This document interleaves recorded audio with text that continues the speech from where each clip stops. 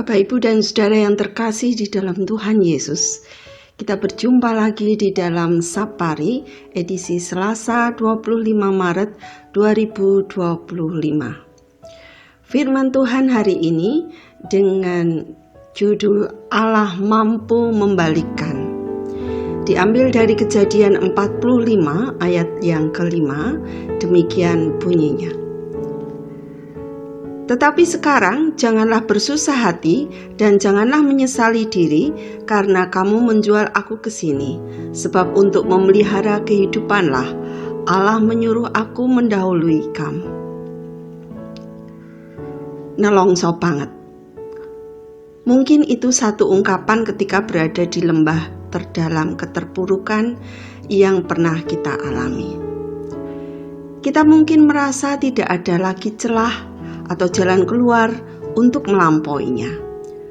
Bukan saja kita, orang yang kita sayangi, yang sebenarnya dapat membantu kita juga, bahkan Tuhan yang dulu pernah menjadi pengharapan kita ragukan perannya. Begitu peristiwa demi peristiwa tidak pernah membaik sedikit pun, bahkan terasa terus-menerus mematahkan semangat dan bertubi-tubi mendera hidup kita. Hal itulah yang dialami Yusuf. Ketika ia harus mengalami banyak penderitaan baginya yang dilakukan oleh saudaranya sendiri, dilanjutkan oleh orang lain seperti Potifar dan istrinya, dan kemudian menjalani hukuman di penjara, tentu hal-hal tersebut sungguh amat menyesakkan hatinya. Tetapi apakah yang dilakukan Yusuf ketika semua terlewati dan semua penderitaan dan kesesakan berlalu, bahkan jika secara manusiawi dia dapat membalaskan dendam kesumatnya, ketika saudara-saudaranya yang menjadi lawannya sudah menjadi lemah? Ia tidak pernah memanfaatkan kelemahan musuh yang adalah saudaranya sendiri untuk membalaskan dendamnya. Yusuf justru menyadari bahwa tindakan saudara-saudaranya yang dahulu mereka lakukan, yang sebenarnya itu menyesakkan hidupnya, adalah bagian dari rancangan Allah yang memelihara kehidupan mereka, yaitu Yusuf dan saudara-saudaranya sebagai satu bangsa yang besar yang akan terus dipakai Allah bagi dunia ini, yaitu bangsa Israel. Yusuf menyampaikan kesadaran dirinya bahwa sejahat apapun rancangan saudaranya terhadapnya, itu adalah cara Tuhan memelihara kehidupan, keluarga, keturunan Abraham, Ishak, dan Yakub, dan dia dipakai Tuhan Allah untuk maksud itu.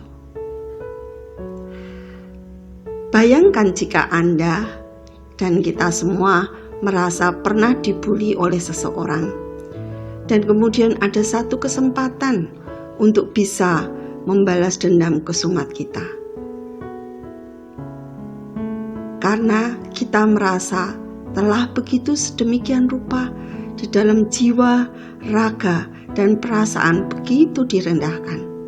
Dan saat ini ada kesempatan yang baik untuk membalaskannya. Kita akan lakukankah hal itu? Atau belajar seperti Yusuf, memandang segala sesuatu sebagai rancangan Allah yang jauh lebih besar, dan dendam kesumatnya tidak ada artinya, bahkan merusakkan segala sesuatu. Bahkan kita melihat di peristiwa Yusuf, kasih Yusuf dinyatakan. Dia mengatakan, jangan menyesali diri. Berarti dia sudah mengampuni sepenuhnya saudara-saudaranya, orang lain yang telah membuatnya susah. Yang kedua, menyampaikan rancangan Allah untuk kebaikan semua, saudara-saudaranya dan keturunan mereka. Apa yang dapat kita pelajari dari firman Tuhan di atas? Yang pertama, biarkan Allah memakai kita untuk rancangannya yang indah dan besar. Jangan pernah merusakkannya dengan hal-hal yang remeh-temeh, apalagi penuh dengan nafsu pembalasan. Yang kedua, sadari waktu Tuhan bukanlah waktu kita. Bersabarlah ketika kita ada dalam kesesakan, dan berdoalah ketika keterpurukan menimpa kita. Mintalah Roh Kudus memampukan, akan datang fajar yang tak pernah menggelapkan kita semua. Tuhan Yesus menolong kita. Mari kita berdoa. Bapa di dalam surga, kami mengucap syukur untuk firman-Mu. Tolonglah kami untuk senantiasa melihat rancangan Tuhan yang begitu besar dan indah untuk setiap kami,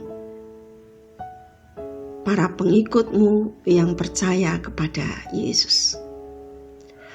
Tolonglah kami untuk belajar melihat segala sesuatu dari rancangan indah yang memampukan kami untuk tidak membalaskan dendam kesumat kami yang tiada akhirnya dan tidak pernah ada artinya.